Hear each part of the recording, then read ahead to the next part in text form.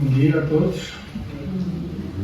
Aqueles que vieram agora só para a segunda reunião, bem-vindos.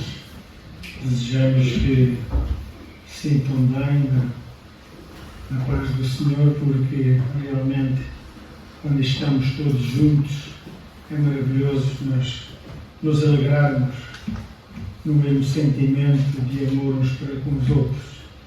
E assim, bem-vindos a todos, que realmente o Senhor nos possa dar uma reunião abençoada, porque desejamos a todo o instante que o Senhor nos dê a graça de podermos, cada dia, estarmos prontos para estar com Ele para toda a eternidade. E, derivado daquilo que se está passando por todo o mundo, infelizmente, nos aponta claramente para a chegada do Mestre, para a chegada do noivo, em que vai arrebatar a sua noiva para Ele. E o hino que nós vamos entoar para principiar este culto de pregação fala-nos do tremor em toda a terra. E o 388 fala-nos precisamente disso. Há tremor em toda a terra, há geral inquietação e rumor de nova guerra de nação contra nação. E de facto é o que está a acontecer, não é? São sinais de estar bem perto. A chegada do Senhor. Pode o crente estar bem certo. Aleluia. De ver breve o Salvador. É o nosso desejo, não é? Ver o nosso Salvador e Mestre. Porque realmente todas as notícias, sinais que nós estamos vendo, aproxima-se de facto o grande e glorioso dia da vinda do noivo da Igreja. E de pé, se puder, nós vamos louvar ao Senhor com este hino. Atenção que é um hino que já não é cantado há muito tempo. Vamos estar com atenção à música para ver se vai calhar tudo certo.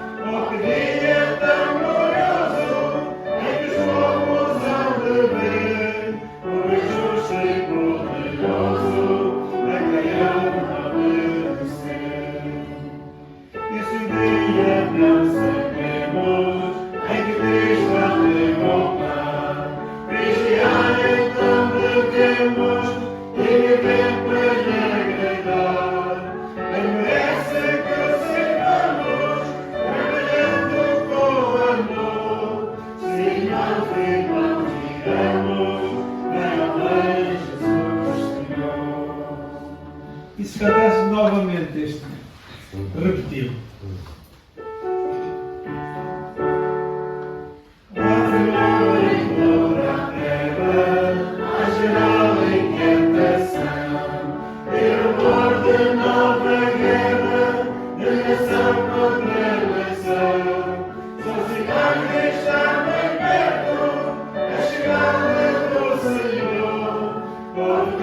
Está muito certo de ver o Salvador.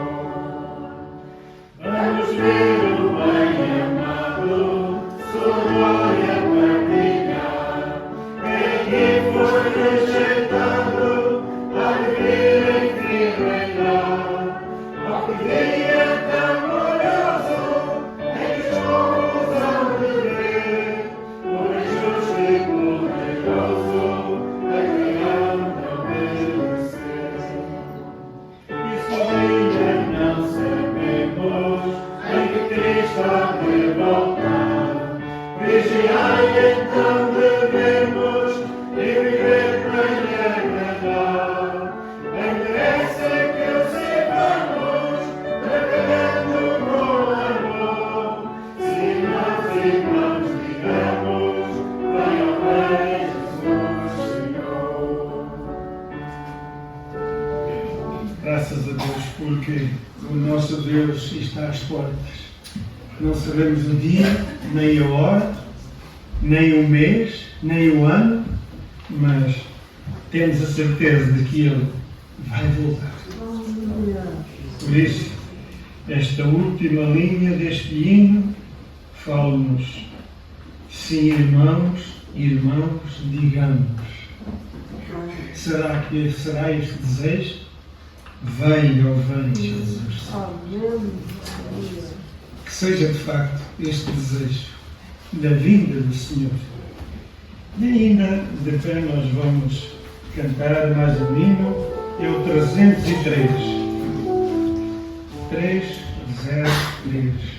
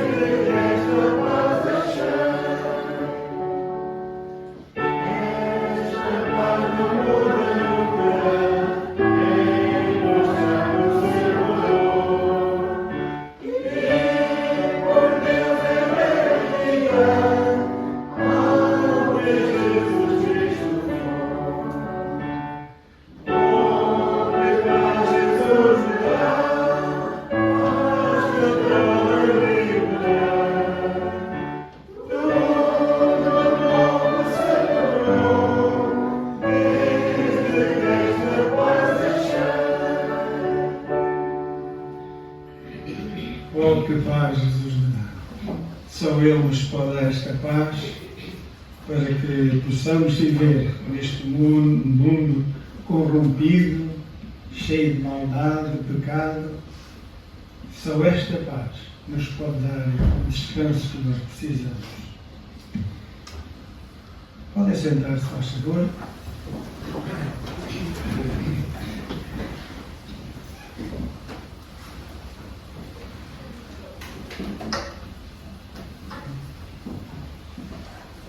Penso que anúncios, não sei se alguns anúncios de última hora, simplesmente quero lembrar que não foi operado. Vocês já viram a falta dele aqui, no corpo. Foi operado das duas hernias. Graças a Deus já está em casa, está a correr bem, apesar de algumas dores que ele tem, mas graças a Deus está a decorrer bem. Também há um falecimento de um. Não se importas de vir aqui dizer, faz favor? Não? O nome de quem faleceu? Eliseu Alves. Eliseu Alves faleceu. Foi uma morte assim súbita, não é? Pensámos que seria do coração, não é? Mas ele já está melhor com o Senhor, porque ele era do Senhor, por isso Deus o chamou na altura própria, na altura que ele pensou de chamar para ele. A família precisa do consolo, da alegria do Senhor para o seu coração.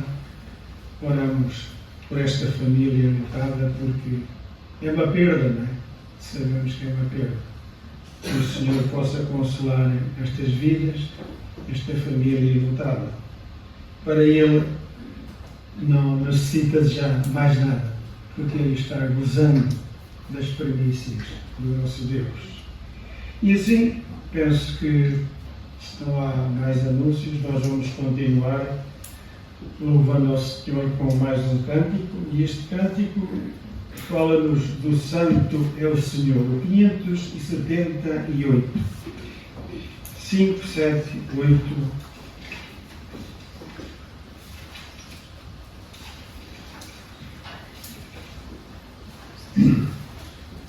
E de pé novamente, se puderem, vamos louvar ao Senhor com este hino.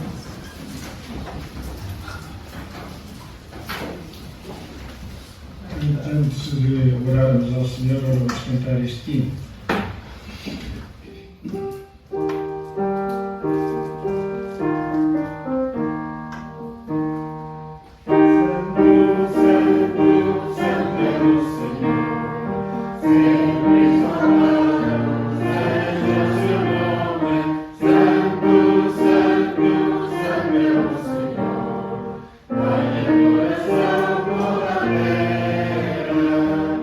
Cantar ao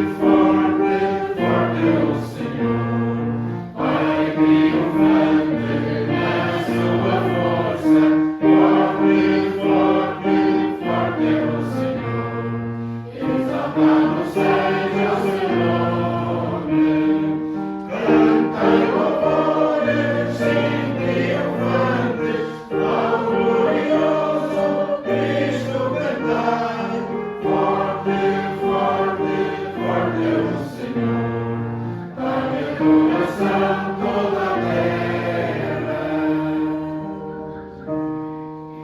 Ainda bem, se puderem, vamos ter um momento de oração. Eu pedia ao nosso irmão Kim Oliveira para nos dirigir uma oração, se fizer o favor.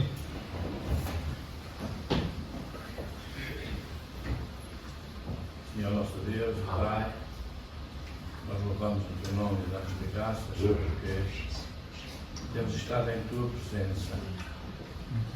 E na Tua presença, Senhor, sempre Tu dás bênção às nossas almas. Sempre, Senhor, Tu nos animas, nos confortas, nos consolas, nos encorajas, Senhor. Já temos, Senhor, meditado em assuntos muito importantes das nossas vidas para contigo para connosco. Já pensámos, Senhor, na Tua vinda. Já pensámos, Senhor, na Tua paz.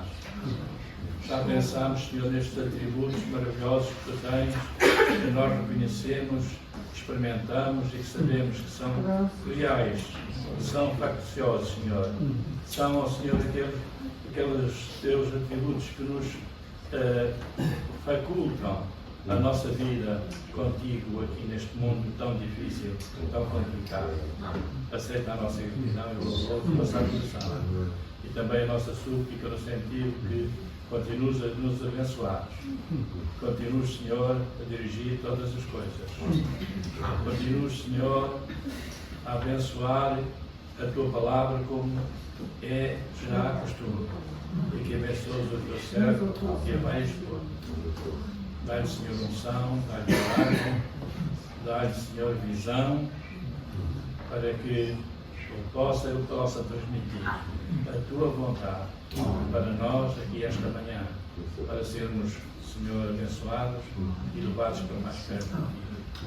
Obrigado em nome de Jesus. Amém. Para sentar-se, por favor.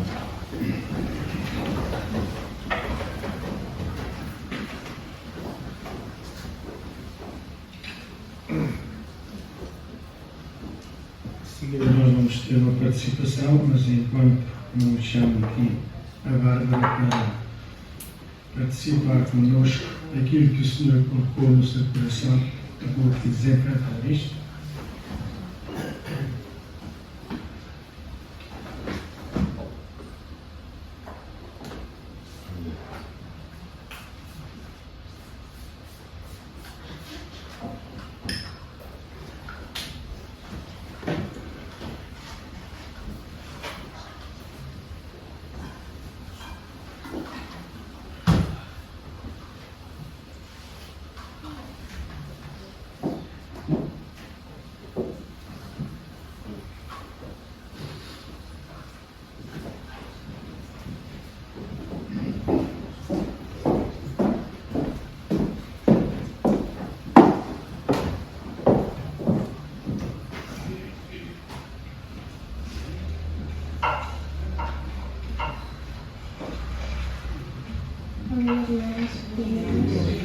Espero que estejam todos bem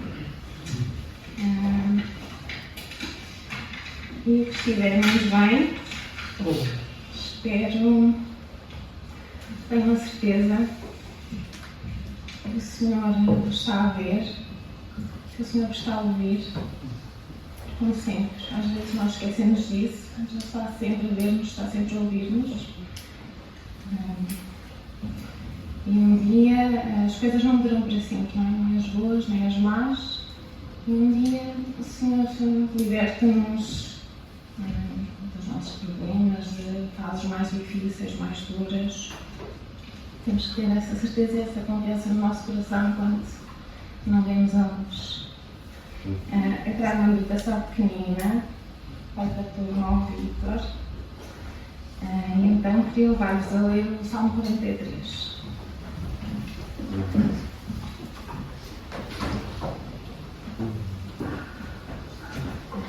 Faz-me justiça, ó Deus, e pleiteia a minha causa, encontrar essa límpia.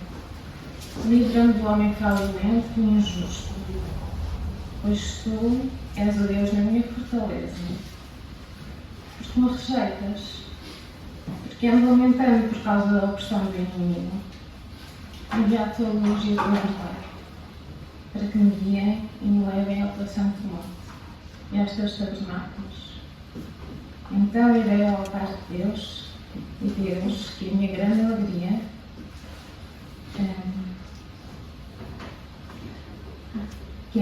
alegria, e com harpa te louvarei, ó Deus, Deus meu, porque estás abatida a minha alma, e porque te perturbas dentro de mim. Espera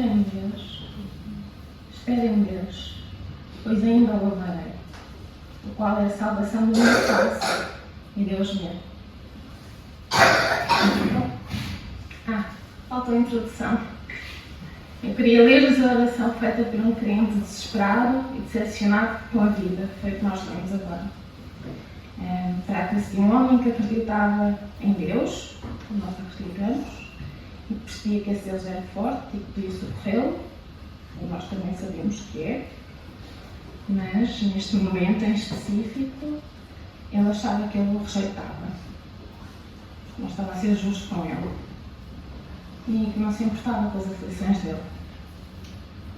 No entretanto, o homem apercebeu-se de que é ele e não Deus quem está mal, quem está transtornado. Vejamos o versículo 3. Envia a tua luz e a tua verdade para que me guiem e me levem ao teu santo nome e aos teus tabernáculos.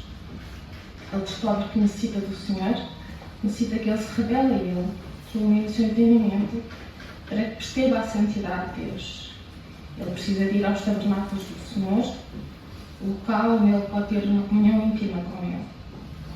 Feito isto, ele sente um impulso de entusiasmo e afirma a si próprio que não há razão para estar triste e abatido, porque o Senhor é o Deus da esperança e o garante da sua salvação. Vejamos o versículo 5. Porque estás abatida, minha alma, e porque que perturbas dentro de mim? Espera em Deus, pois ainda o louvarei, o qual é a salvação da minha face e Deus meu. A lição a extrair deste salmo, deste pensamento, é: se a tristeza e os ânimos nos invadirem, como invadem várias vezes ao longo da nossa vida, é normal, o caminho não é desconfiarmos de Deus, mas sim reconhecermos que a sua graça nos basta.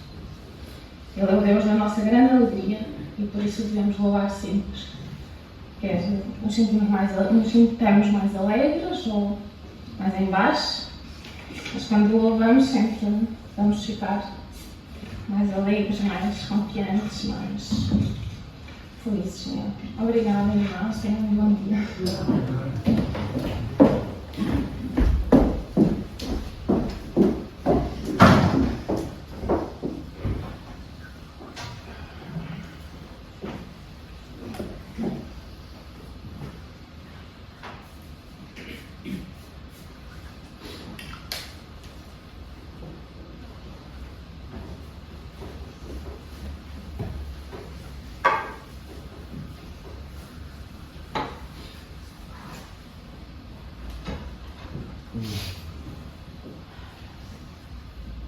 Obrigado, Bárbara. Foi maravilhoso ouvir esta exposição, este pensamento que ela teve para connosco, que realmente possamos saber que realmente podemos invocá-lo porque ele está atento às nossas súplicas.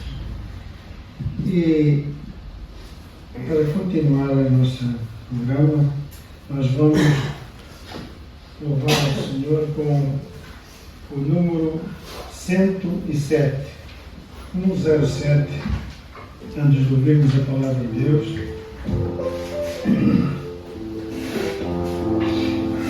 Este hino que nós vamos entoar é um hino que era do coral, e nós cantávamos aqui no coro, havia aquele corte, tem paz e cortava. Nós não vamos cortar agora essa parte, porque no coral nós cantávamos tenho paz e cortava porque outras vozes cantavam. Portanto, nós vamos prolongar um bocadinho, nós vamos estar atentos ao piano Vamos então ficar de pé para louvar o Senhor com este hino antes de ouvirmos a palavra de Deus. E a coleta, vamos levantar a coleta, aproveitar de levantar a coleta. Obrigado, irmão.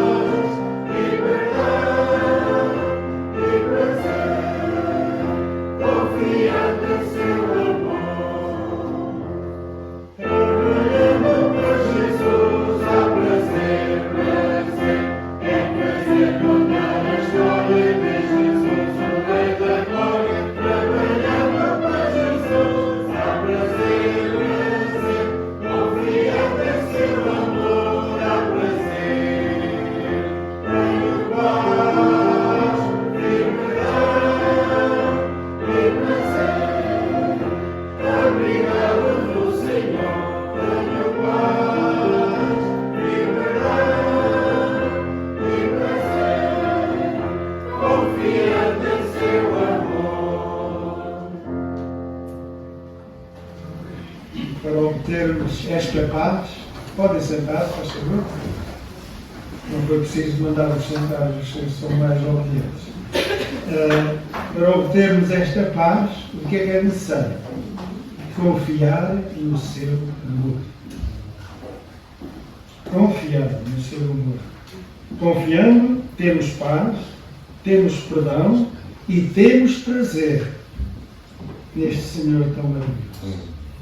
Como é bom nós servirmos um Deus tão grande e maravilhoso. Tem sido maravilhoso para connosco. E vai ser agora, porque Ele permanece fiel.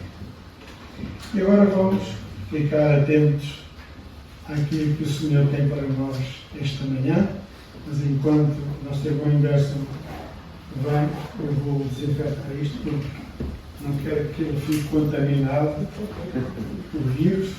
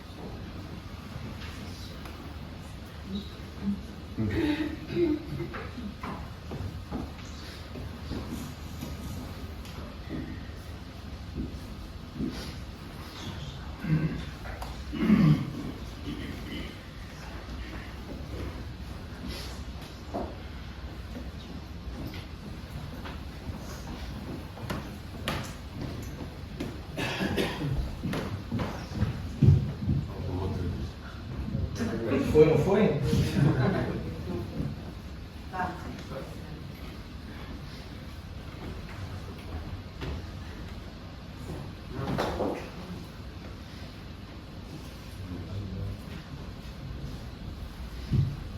Tem dias que é assim, ele fica triste, magoado, ainda está funcionando bem, não sei o que é, mas tudo bem. Bom dia, igreja. É bom estar de volta. Que a graça e a paz do nosso Senhor e Salvador Jesus Cristo esteja com todos nós hoje e sempre. Eu vou dar continuidade ao que já temos falado sobre coisas novas, vou acrescentar um pontinho a mais aí. Já te adianto. São coisas que nós vamos falar posteriormente. O que eu quero é mostrar, de acordo com a palavra de Deus, coisas que nós precisamos melhorar. Coisas novas, coisas diferentes que a igreja precisa fazer. Construir sobre o mesmo fundamento que é Cristo, mas trazendo coisas novas. O que nós falamos?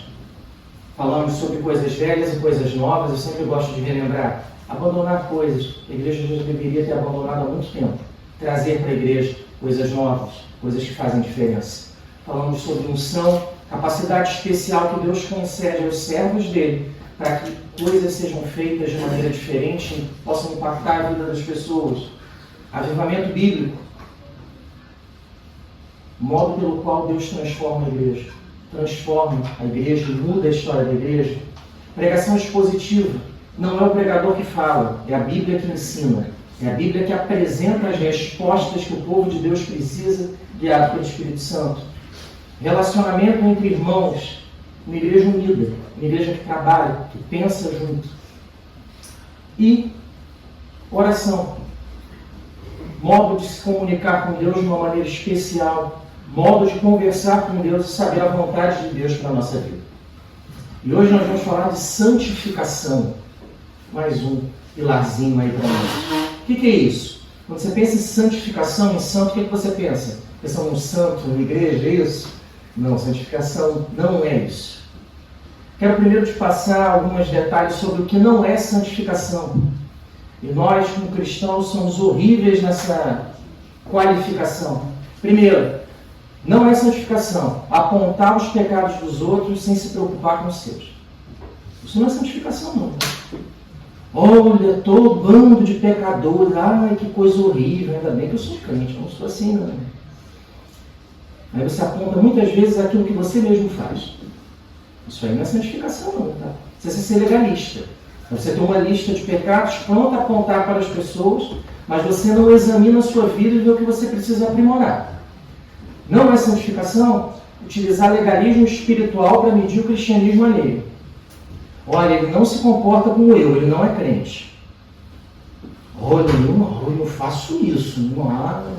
Ele deve estar cheio de pecado, nem convertido é. Você julga a conversão, julga a salvação do outro, julga o comportamento do outro, usando um legalismo, uma base bíblica, você que define quem é crente e quem não é. Terceira coisa, é não ter misericórdia com quem não alcançou a maturidade espiritual. As pessoas aqui na igreja têm vidas completamente distintas. Uns estão aqui há 40, 50, 60 anos, outros se converteram há menos tempo. Uns têm mais conhecimento e mais profundidade no Evangelho, outros têm menos profundidade no Evangelho. Eu tenho que ter misericórdia com as pessoas. Um está aqui, o outro está aqui, o outro está aqui. Níveis de maturidade cristãs distintos. Tá? São níveis distintos. Eu não posso pegar e comparar uma pessoa que está na igreja há muitos anos com alguém que é recém-convertido. Com alguém que tem experiência profunda com Deus e com quem é mais novo na fé. Tá? A gente tem que ter misericórdia com relação a isso. E ser santo, santificação não é ascetismo. Não é você abandonar o mundo. Olha, eu vou viver enclausurado. Eu vou me abandonar esse mundo aqui, não tem nada que preste. Tal. Isso é um erro das ordens religiosas católicas a partir do século V. Olha, eu vou me isolar, vou para um mosteiro, vou viver ali uma vida reclusa e tal. Se você está lá, você não influencia o mundo, você não é luz do mundo, não é sal da terra. Nós somos feitos para andar em comunidade, andar com pessoas que não são crentes. Você é feito para andar com quem não é crente, tá? Vou repetir, terceira vez. Você é feito para andar com quem não é crente. Porque eles é que precisam mais de você. Só que eu não sei por qual razão nós criamos uma teoria de que nós temos que andar só entre crentes. Só entre crentes, todo mundo junto. Aí é bom demais, né? Aí é bom demais. A gente tem que andar com quem é crente também, tá? Mas andar com quem não é crente não é fazer coisas de quem crente não é. Vamos lá. Sabe quem é esse aí? Esse é meu irmão. O famoso Leonardo, meu irmão gêmeo. Parece, não parece? Não é igual, mas parece. Tá? Olha só. Eu nunca fiz nenhum esforço para parecer com ele em questão de aparência. Parece, porque eu nasci assim. Parece. Mas olha só. Quando você pensa que você precisa se parecer com Jesus, é sobre isso que eu vou falar, sobre santificação, isso exige esforço. Exige esforço para se parecer com Jesus. Eu não me esforcei nada para parecer com ele. Pareço, eu nasci assim. Só que para parecer com Jesus precisa de esforço. É sobre isso que nós vamos falar com um pouquinho mais de calma. E isso é santificação. Vamos lá. Quando alguém se converte, ocorrem algumas etapas. Por teologia, por ensinamento, por modo de entender a Escritura, se faz uma didáticazinha. Tá? É mais ou menos o seguinte, eu copiei alguns pontos aqui porque não há necessidade. Quando você se converte, você é regenerado. Deus tira as escamas dos seus olhos, levanta a sua cabeça e te aponta para o Evangelho e fala assim, olha eu aqui. Sem isso, ninguém pode alcançar Deus. Deus dá o primeiro passo e te regenera. Tá? Segunda coisa, essa mensagem, que é eficaz ao coração, ela produz um movimento chamado conversão. Eu vou em uma direção, eu mudo a direção da minha vida e eu não volto a caminhar naquela mesma estrada. Converti. Mudei. Essa é a segunda etapa. Terceira, justificação. Eu sou declarado justo no tribunal de Deus. A condenação que deveria recair sobre mim não recai mais, porque ela recaiu na cruz sobre Jesus. E eu sou justificado, declarado justo, porque os méritos de Cristo são aplicados à minha vida. E por isso eu não sofro a condenação eterna. A sentença é proferida, mas eu sou absolvido porque alguém pagou a pena no meu lugar. Esses movimentos acontecem, não é que eles acontecem nessa ordem, tá? Eu estou tentando ser um pouco mais didático aqui. A adoção. Quando eu me converto, eu sou adotado. Eu sou adotado como filho de Deus e irmão de Jesus. Mas isso aqui é melhor, eu já podia parar aqui. Filho de Deus e irmão de Jesus. Aí, parou, pronto, já está bom. Essa é a adoção. Eu passo a ser filho, ter os benefícios de ser filho de Deus. Eu não sou mais criatura, eu sou filho de Deus, irmão de Jesus. Outra coisa, eu sou salvo. Ih, você quase passou, né? Salvo. Eu estou salvo. Eu vou viver a vida eterna com Cristo. Só maravilha, só coisa boa. Aí vem uma que é complicada, depois aqui em amarelinho. É a santificação. A santificação é um processo que se inicia, no qual Deus concede ferramentas para que você mude a sua vida. Não é isso, Deus vai dar para você ferramentas, equipamentos, para que você a cada dia se torne mais parecido com Cristo. Abandone aquilo que você faz de errado, que não agrada a Deus, e progressivamente vá conseguindo ficar mais parecido com Cristo. Nessas outras etapas que eu falei aqui, o homem não colabora. Ninguém consegue se justificar, nem se salvar, nem ser adotado por Deus. Mas quando começa o processo de santificação, eu colaboro.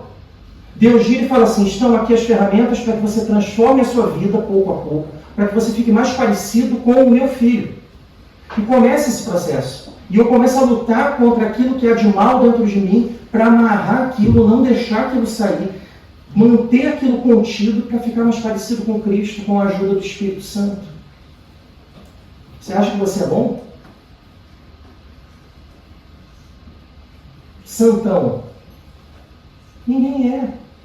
O Espírito de Deus amarra o que há de mal dentro de nós para que isso não venha. Só que eu também preciso fazer isso, eu preciso alimentar minha alma corretamente, eu preciso me dedicar e me esforçar, renunciar a determinadas coisas para que o meu caráter mude. Grande dificuldade do cristianismo hoje. A pessoa se converte e não muda o caráter. Ela se converte, Ela vem à igreja, ela chora com os hinos, ela canta, ela se emociona, a palavra toca o coração dela, só que ela não muda o comportamento.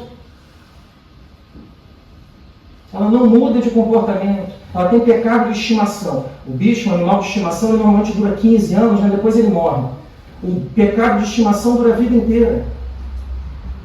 O irmão Vitor falou hoje, na ceia do Senhor, sobre a necessidade de examinar o coração antes de participar da ceia do Senhor. Sabe o que é triste? E acontece comigo isso muito. Eu venho aqui, toda semana eu venho. Quando eu vou refletir, eu falo assim, é a mesma coisa da semana passada. Pecado de estimação. Fica com a gente, não quer ir embora. Pecado do coração. Guarda, deixa o pecadinho aqui, está tão bonzinho esse pecado, eu gosto dele. Santificação é ir abandonando isso progressivamente. Vamos lá.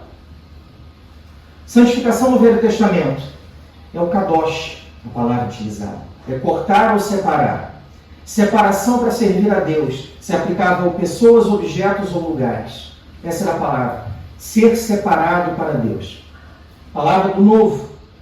Hagnus ou hagios. O que é isso? Separação para servir a Deus. Ser santo é ser separado para servir a Deus de maneira correta, da melhor maneira possível. Você é separado para servir a Deus? Você separa o melhor do seu tempo, o melhor da sua vida, o melhor da sua mente, o melhor do seu coração, as maiores capacidades que você tem para servi-lo? Você serve Ele da melhor forma, com todo o coração, com todo o amor, ou você serve a Jesus com um pouco de tempo que te sobra, nos 5 minutos antes de dormir algumas vezes. Meu brinco aqui. É isso que precisa mudar. Porque se isso não acontece, Deus não é a nossa prioridade. E aí complica. Porque só Deus é capaz de mudar o que há no nosso coração. Só que para que haja essa mudança, eu também preciso colaborar. Porque isso não significa que eu não estou salvo, mas significa que eu não estou comprometido com uma vida de santificação. Eu não estou comprometido em mudar. Eu entro naquela do seguinte, eu já estou salvo mesmo. Ih, que beleza, agora é festa. Eu vivo do jeito que eu estou, tá? Quando chegar no final, não vou ser condenado mesmo. Deus perdoa tudo. Não é assim? Vamos lá. O que a santificação faz? Primeiro, ela nos capacita para que nós sirvamos melhor a Deus. Ela nos capacita a enxergarmos melhor a realidade espiritual. Quando eu priorizo as coisas de Deus, eu enxergo em quais caminhos eu devo andar ou não. É como se fosse um GPS. Quando eu atualizo ali o GPS, e eu estou numa vida de santidade com Deus, eu sei onde eu devo ir e onde eu não devo ir. Você fica assim, aqui não dá. Esse caminho não é de Deus. Quando eu não estou com uma vida santa, eu fico assim, pode ser que Deus já no final esteja lá no fim do túnel. Acho que eu vou por aqui. Não é. Deus, Ele nos mostra como enxergar melhor a realidade espiritual. Ele nos ensina a utilizarmos ferramentas espirituais para consertarmos a alma. Santificação é mais ou menos assim, né? Você ganha uma caixinha de ferramentas. E você passa a ter a possibilidade de consertar coisas na sua vida que precisam ser consertadas. Vem cá. Tem um problema lá. Eu sou horrível nisso aqui, tá? Minha mulher sabe disso. Olha, tá aqui, tá lá, tá a pingar, tá a gotejar, tá a vazar, a coisa tá feia. O que você faz? Vou orar. Entendeu o que nós fazemos? É isso. Você fala assim, eu vou orar. Não é, você não tem que orar, não. Você tem que ir lá e resolver isso aqui. Ou você contrata alguém, ou você mesmo vai lá e faz. Aí você está vendo a coisa, isso aqui que é santificação. É usar a ferramenta correta para resolver o problema da vida. Eu tenho tentação, eu tenho problema em determinada coisa. Não se expõe a isso.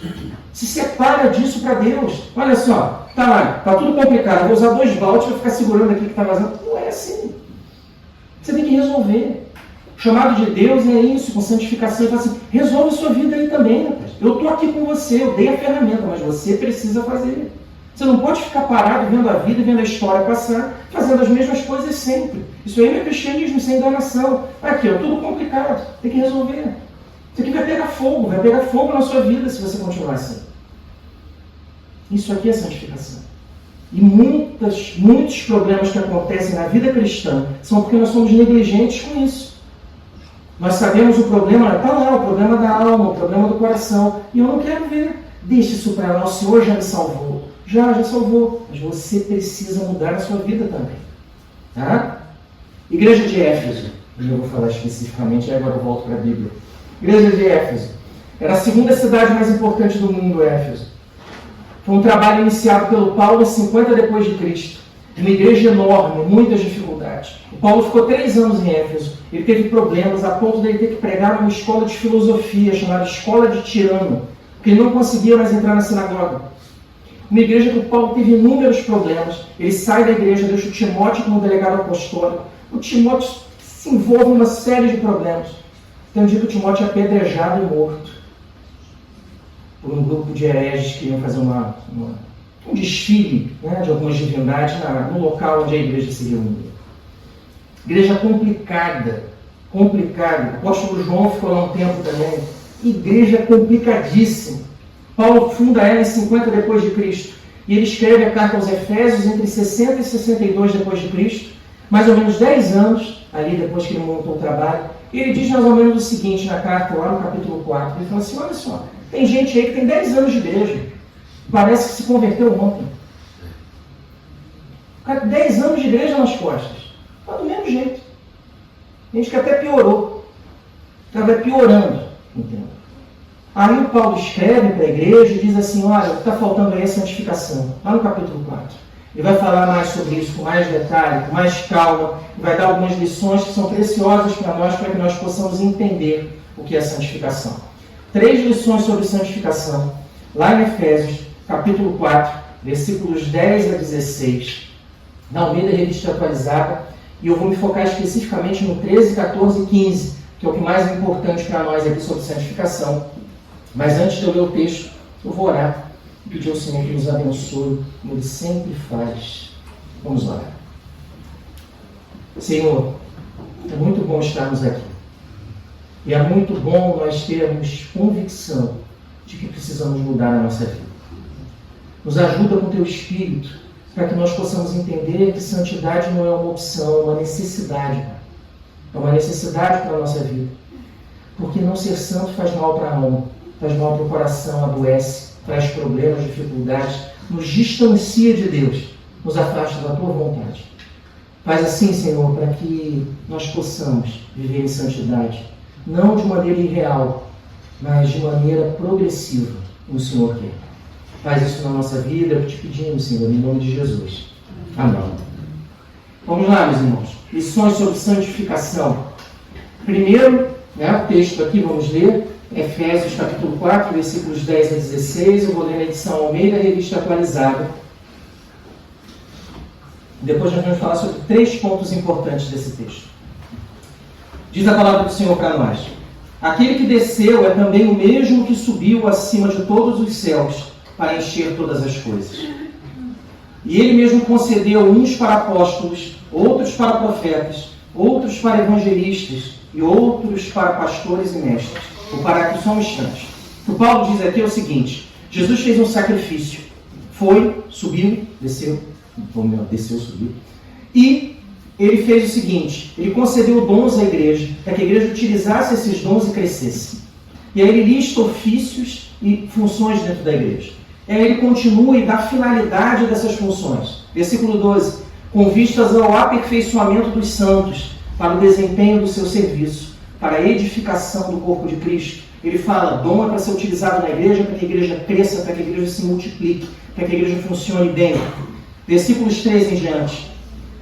Até que todos cheguemos à unidade da fé e do pleno conhecimento do Filho de Deus, a perfeita varonilidade, à medida da estatura da plenitude de Cristo. Para que não mais sejamos como meninos, agitados de um lado para outro, levados ao redor por todo o vento de doutrina, pela artimanha dos homens, pela astúcia com que induzem ao erro. Que lições são essas aqui que esse texto traz? Continuando. Mas seguindo a verdade em amor, cresçamos em tudo naquele que é a cabeça, Cristo, de quem todo o corpo, bem ajustado e consolidado pelo auxílio de toda a junta, segundo a justa cooperação de cada parte, efetua o seu próprio aumento para a edificação de si mesmo em amor.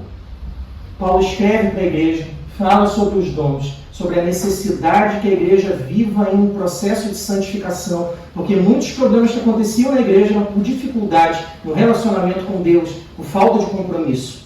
E aí eu separei essas 3 lições sobre santificação aqui, usando especificamente os versículos 13 a 15. Primeira lição, meus irmãos. Santidade requer 2 coisas, essa santificação. Unidade na fé e pleno conhecimento de Jesus. 2 coisas. Unidade na fé e pleno conhecimento de Jesus. Olha o que o texto fala aqui no versículo 13. Até que todos cheguemos à unidade da fé e do pleno conhecimento do Filho de Deus, a perfeita varonilidade, à medida da estatura da plenitude de Cristo. Eu vou falar só sobre essa primeira parte aqui. Olha o que o texto diz para nós. Primeiro, unidade com Jesus, que é a unidade da fé. Segundo, unidade entre os irmãos. Nós somos muito bons na teoria da primeira parte. Eu estou unido com o Senhor, Ele me salvou, Ele é maravilhoso, eu oro, eu falo com Ele de manhã, eu falo com Ele à tarde, eu falo com Ele à noite, eu leio a Escritura, eu venho no culto e tal. Só que nós somos complicados na segunda parte. Quando nós falamos da unidade entre os irmãos, pessoas que se preocupam umas com as outras, fica difícil. Mas não existe o santo solitário.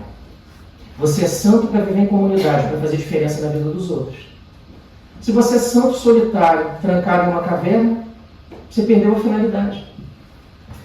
A santidade se retrata na coletividade. Sabe por quê? Porque quando eu estou no meio dos crentes, um cuida do outro, um vigia o outro, um serve de balizamento do comportamento do outro. E eu olho e falo assim, rapaz, aquele homem é crente mesmo. Olha como ele consegue. Ah, eu vou seguir o exemplo dele. Olha que um homem sábio, fala bem das coisas de Deus. Vou seguir esse exemplo dele. Olha o comportamento dele. Uma coisa mais bonita que existe na vida cristã é você admirar alguém, conhecer o cara, a intimidade do cara e você sabe que ele é crente. Isso é a coisa mais interessante do mundo. Você conhece a pessoa, a intimidade dele, você fala assim, tem defeito? Tem. Tem problema? Tem. Esse cara é crente, eu quero andar com ele. Isso é maravilhoso. Quando acontece isso, várias vezes Deus me deu presente a oportunidade de passar por isso. Conhecer gente assim. Gente, você é impactado pelo testemunho de vida. Então, olha só, santificação passa por conhecer Deus, mas viver com o outro. Não existe o santo eu sozinho. Santo eu sozinho não tem finalidade. Não é isso, tá? E a segunda parte aqui, que é o pleno conhecimento do Filho de Deus. Já te adianto, você vai conhecer Jesus plenamente nesta vida aqui? Não, só na eternidade. Mas como é que eu conheço Jesus mais? Vamos lá, pensa numa coisa. Tem um irmão ou uma irmã aqui que eu quero conhecer mais. O que eu tenho que fazer? Eu me aproximo, passo a conversar, passo a conhecer um pouco melhor, passo a ter um pouquinho mais de intimidade. Pode ser que com o tempo eu passe a frequentar a casa, conhecer os gostos, as preferências, o que gosto, o que não gosto, o que agrada e o que não agrada. Vamos lá, você faz isso com Deus?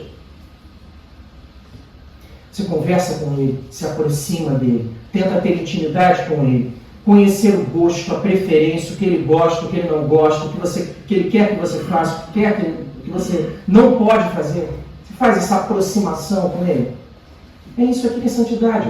Pleno conhecimento do Filho de Deus. Como é que eu conheço mais Jesus progressivamente? Leitura bíblica. Você lê Bíblia. Vou te dar um termômetro interessante. Normalmente, muitos irmãos usam no telemóvel, o aplicativo da Bíblia.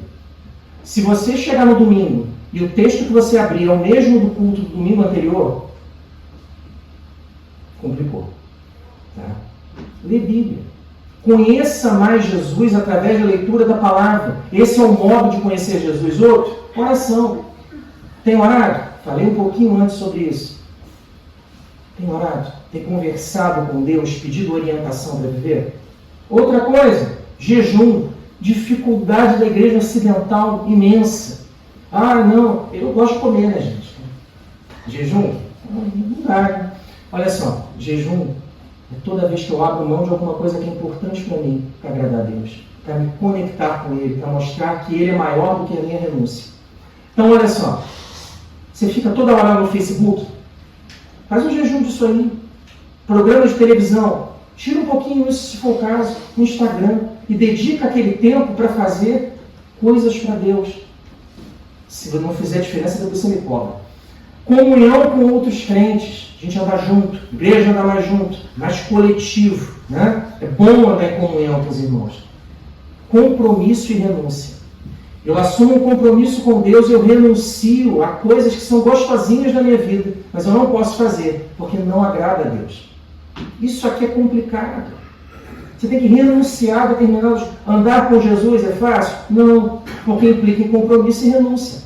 Eu preciso renunciar a determinadas coisas. Eu não posso viver com Deus de qualquer jeito, fazer as coisas para Deus de qualquer jeito, achar que Jesus é meu amiguinho, que senta ali comigo na Praça da República. Jesus não é meu amiguinho. Jesus é outra realidade. E a igreja precisa entender isso. Nós temos dificuldade com isso. Segunda lição. Jesus é o modelo e o alvo para a nossa santificação. Jesus é modelo e alvo. Segunda parte do versículo 13. Até que todos cheguemos à unidade da fé e do pleno conhecimento do Filho de Deus, a perfeita varonilidade, à medida da estatura da plenitude de Cristo. O que o apóstolo Paulo diz aqui para nós, através do Espírito Santo, é que Jesus é o homem perfeito, e ele é o alvo, é aquele que deve ser imitado, aquele que eu devo observar e falar assim, olha como ele fez, olha quem ele é, eu tenho que andar por ele. O problema, meus irmãos, é que nós, algumas vezes, eu vou falar por mim, eu faço imitação de todo mundo, menos de Cristo.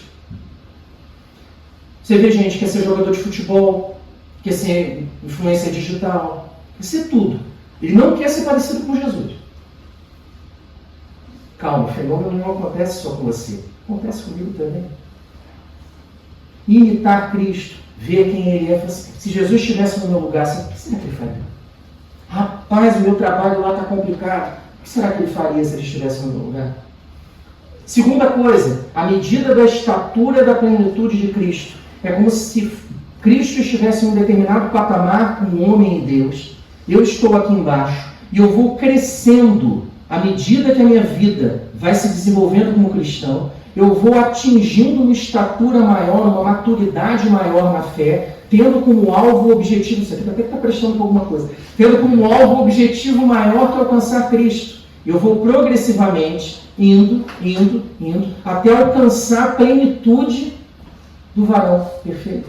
Você vai alcançar a plenitude nessa vida? Não. Mas o que o Paulo está dizendo aqui é isso. Olha, é a medida da estatura da plenitude de Cristo. Ele está falando, aqui é o perfeito. Você está aqui, mas você tem que ir, ó, progredindo. Progrede na fé. Aí você vê a vida do cristão, está assim, ó. Inversamente proporcional. Vou falar sobre isso um pouquinho mais à frente. Não aqui hoje, outro dia. Terceira coisa. Devemos crescer em santidade. Ó, crescer em santidade, ó. Vamos lá. Terceira lição e última. Paulo diz aqui no versículo 14. Quando eu cresço em santidade, quando eu conheço Jesus de verdade, quando eu me relaciono com Ele, ele diz aqui, olha, para que não mais sejamos como meninos. Sabe o que é menino na fé? É assim, ó, irmão Marino, o irmão aqui falou mal de mim. Aí, irmão Marino, toma aqui a chupetinha, meu filho. Irmão Marino, eu sento sempre num lugar. O irmão veio e sentou no outro lugar. Ah, meu filho, toma aqui uma madeirinha aqui para você ouvir o irmãozinho aqui. É isso, isso é imaturidade cristã. Isso é imaturidade cristã. Ah, eu não gosto quando o irmão tal prega. Aí é feio, não gosto dele, é muito feio. É criança. Aqui, toma aqui a chupetinha, vem cá, meu filho. Isso é uma imaturidade cristã, a liderança da igreja tem que lida com o menino. Aqui que o Paulo está falando agora, da igreja de Éfeso. Serve para todas as igrejas, em todas as eras. Para que não mais sejamos como meninos, é menino na fé, agitados de um lado para outro e levados ao redor por todo o vento de doutrina, pela artimanha dos homens, pela astúcia com que induzem ao erro. Ele estava falando aqui de problemas doutrinários na igreja de Éfeso por falta de conhecimento de Deus. Iam cada doutrina que aparecia, eles se filiavam. 15. Mas seguindo a verdade em amor, cresçamos, ó, cresce na fé. Fé aumenta, santificação, desejo de estar com Deus aumenta, cresçamos, não é mais menino, evolui na fé, passa a ser adolescente, depois adulto. Cresçamos em tudo naquele que é a cabeça, Cristo. Processo de santificação tem uma evolução, tem um início, eu me converto, eu passo por um desenvolvimento na fé e eu atinjo a maturidade na fé. Início da fé, desenvolvimento da fé, maturidade na fé e na caminhada cristã e em santidade, ela é movida pelo amor de Deus, como Paulo disse aqui, e ela se inicia nesta vida aqui e se completa na eternidade. Mas se completar na eternidade não é desculpa para que eu não faça nada. Vamos concluir? Voltei. Olha só. Eu coloquei o Leonardo aqui para dizer assim, não precisa de esforço. Eu não precisei de esforço para ser parecido com ele, mas eu preciso me esforçar para parecer com Jesus. Todos nós precisamos. Ninguém nasce pronto na fé. Isso demora, leva tempo. Olha só. Imitar Jesus exige esforço, renúncia, compromisso, exige leitura bíblica. Vai olhando aí, vê que você está fazendo isso aí, ó. Esforço, renúncia, compromisso, leitura bíblica, tá? Vamos lá. Oração, jejum, comunhão com outros crentes e você alimentar a sua alma corretamente. Isso é super importante. Você alimenta a sua alma com televisão? Não vai alimentar bem. Se alimenta com computador? Deixa eu ver o histórico da sua internet. Posso pôr aqui? Não vai alimentar bem. Telemóvel? Se alimenta de bytes o dia inteiro? Não está alimentando a alma bem. Instagram? Facebook? Você não alimenta a alma não. Isso dá mais problema e mais dificuldade ainda. Você alimenta a sua alma com dinheiro? Nada disso alimenta a alma. Nada disso. Grande parte dos nossos problemas são causados pela nossa alimentação espiritual. Vou concluir. Igreja do Caminho. Esse era o nome inicial que a igreja cristã possuía. E a igreja sempre dizia que era um caminho estreito. Olha o caminho estreito aí. Caminho estreito. Era a igreja do Caminho. Depois, esse nome muda na Turquia, na igreja de Antioquia. A igreja de Antioquia altera o nome da igreja, o nome do cristianismo, porque eles dizem que você passa a ser o pequeno cristão, Cristo em miniatura. E você é um imitador de Cristo, e conforme o tempo vai passando, você vai aumentando em estatura e vai ficando cada vez mais parecido com Cristo. É mais ou menos isso aqui. Ó. Você começa com um baby Jesus, vira um Jesus adolescente, depois vira um Jesus maduro. Essa é a maturidade cristã. Com o tempo você vai evoluindo, olha, vai crescendo, aumenta a estatura, você vai ficando mais parecido com ele. Esse é o objetivo do cristianismo. Transformar todos em imitadores de Cristo. Ó, se você olha no espelho, você vê Jesus. Fala assim, ó, mas é diferente, está bem mais feinho do lado de cá do que o reflexo. Mas você consegue ver. Essa é a nossa dificuldade. A gente quer imitar todo mundo menos Cristo. Todo mundo menos Cristo. Conclusão. A santificação requer a unidade da fé e pleno conhecimento de Jesus. Segunda coisa, Jesus é o modelo e o alvo para a nossa santificação. Ele é o modelo e ele é o alvo. Terceira e última coisa, devemos crescer e evoluir em santidade. Crente bom melhora, nem que seja meio centímetro por ano, mas ele melhora. Que Deus nos abençoe, meus irmãos, para que nós sejamos crentes que busquem agradar ao Senhor. Isso nem sempre é fácil. Deus nos abençoe em nome de Jesus. Deixa eu limpar aqui para retribuir a gentileza do irmão Renato. Eu não sei se também estou com bicho solto por aí. Então deixa eu resolver aqui.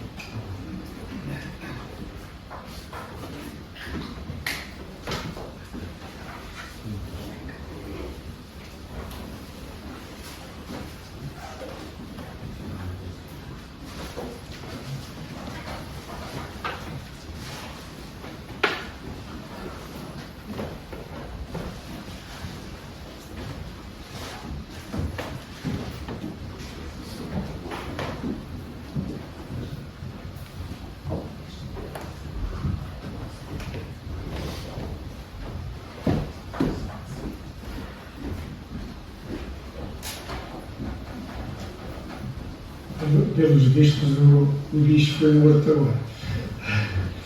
Graças a Deus por este tempo que passamos na presença do Senhor, aprendendo cada vez mais da palavra de Deus. Obrigado à nossa irmã Inessa, como realmente o Senhor o abençoou e lhe deu realmente este tempo para nos explicar como realmente devemos andar na conduta como crentes. Obrigado, irmão, porque realmente foram momentos maravilhosos.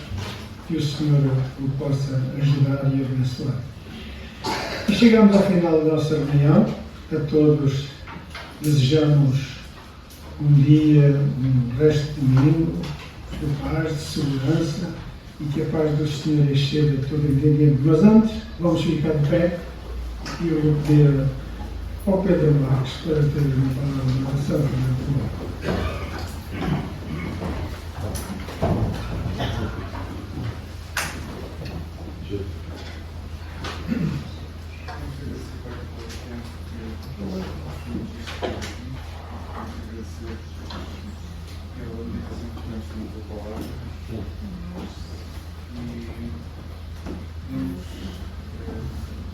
essencialmente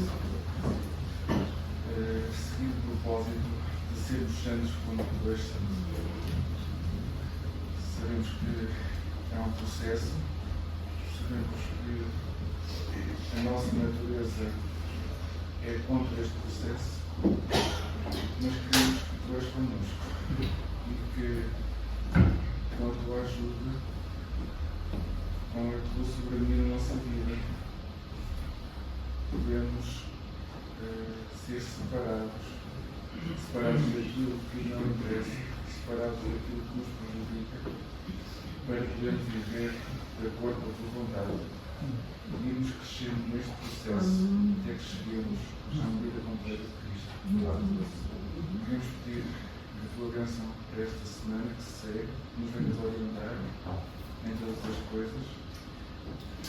Particularmente queremos pôr nas tuas mãos a família do irmão Eliseu.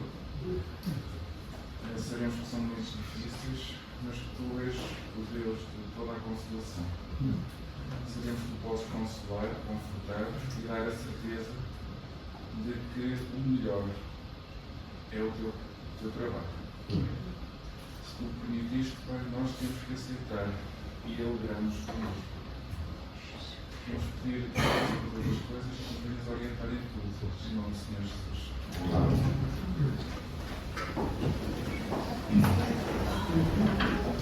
Amém.